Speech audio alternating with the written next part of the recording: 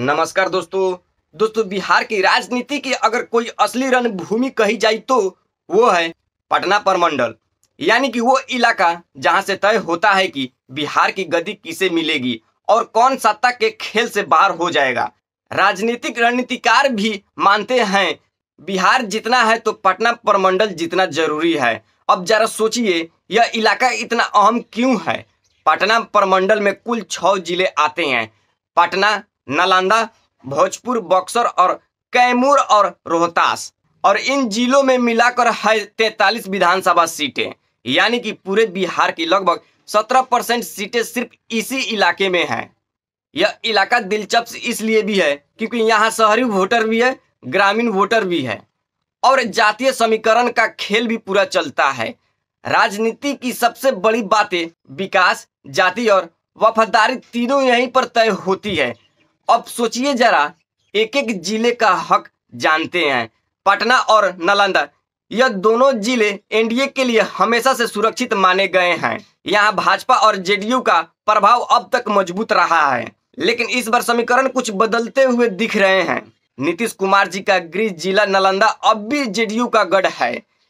पिछले 2 चुनावों में जेडीयू ने यहाँ 7 में से 5 सीटों पर जीत दर्ज की थी, लेकिन फुलवारीशरीफ और इस्लामापुर जैसी सीटों पर इस बार मुकाबला कांटे का रहने वाला है। नीतीश कुमार जी इस इलाके से अपनी साख बचाने के लिए पूरी ताकत झोंक देंगे।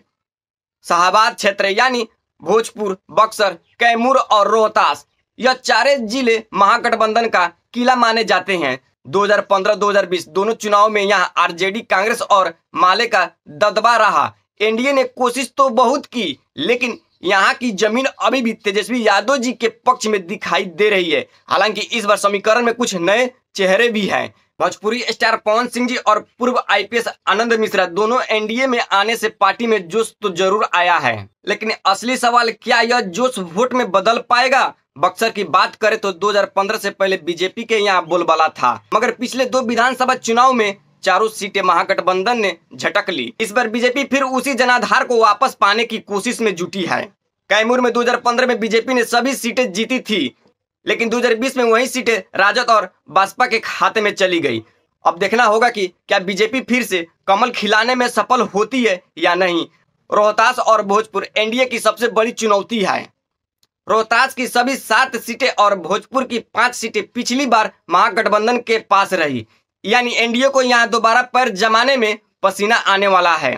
मोकामा से नीलम देवी अनंत सिंह की पत्नी की जीत ने राजद को नया हौसला दे दिया था। अनंत सिंह खुद जेडीयू के टिकट से उतर सकते हैं और इससे मुकाबला और भी दिलचस्प हो जाएगा। अगर बात करें कुल मिलाकर आंकड़ों की, 2020 में पटना जिले की 14 सीटों में से बीजेपी को सिर्फ 5 सीटें मिली, जबकि महागठबंधन ने 9 सीटों पर कब्जा किया। मतलब यह इलाका सत्ता के लिए किंग मेकर बन चुका है। और इस बार माहौल थोड़ा और बदल चुका है, क्योंकि लोजपा एनडीए के साथ है और यह गठजोड़ कुछ सीटों पर खेल पलट सकता है। राजनीतिक हलकों में अब चर्चा यही है, क्या नीतीश कुमार जी अपनी नालंदा की पकड़ बनाए रख पाएंगे? क्या पवन सिंह जी और उपेंद्र कुशवाहा जैसी नई एंट्री वोट बैंक में जान डाल पाएगी, या फिर तेजस्वी यादव जी, राहुल गांधी जी और महागठबंधन इस बार फिर एनडीए को चौंका देंगे? क्योंकि पटना प्रमंडल का खेल सिर्फ सीटों का नहीं, यह बिहार की सत्ता का रास्ता है। आप क्या सोचते हैं दोस्तों, क्या इस बार पटना प्रमंडल में फिर से नीतीश जी, मोदी जी की जोड़ी चमकेगी, या फिर तेजस्वी यादव जी और महागठबंधन नया इतिहास लिखेंगे? अपनी राय कमेंट में जरूर बताइए। जय हिंद।